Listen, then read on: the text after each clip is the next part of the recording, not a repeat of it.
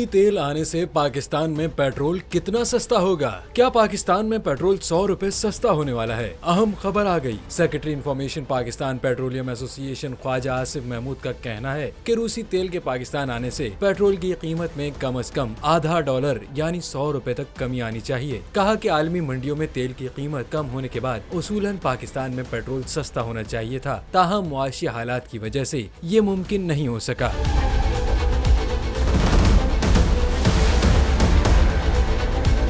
ख्वाजा आसिफ महमूद का कहना था कि रूसी तेल मई के तीसरे हफ्ते में पाकिस्तान में पहुंचेगा। ये ट्रायल के तौर पर आ रहा है। हमारे पास 2 ऑयल रिफाइनरीज रूसी तेल को रिफाइन कर सकती हैं, दीगर पर काम की जरूरत है। Secretary information Pakistan petroleum association ने दावा किया कि मुआहदे के मुताबिक 15 से 18 डॉलर मार्केट की कीमत से सस्ता तेल मिल रहा है। हुकूमत 1 या आधा डॉलर भी कम कर दे तो अवाम को बड़ा रिलीफ मिलेगा।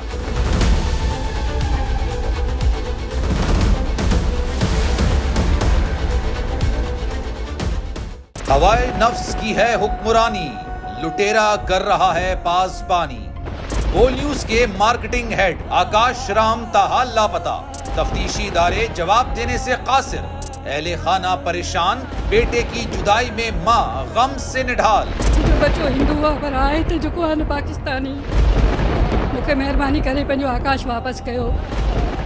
अमरीकी सेनेट में कांग्रेसमैन की आकाश राम के अगवा के खिलाफ पुरजोर मुजम्मत। And I, of course, have been concerned about some of the terrible disappearances, some of the abuses of human rights in Pakistan.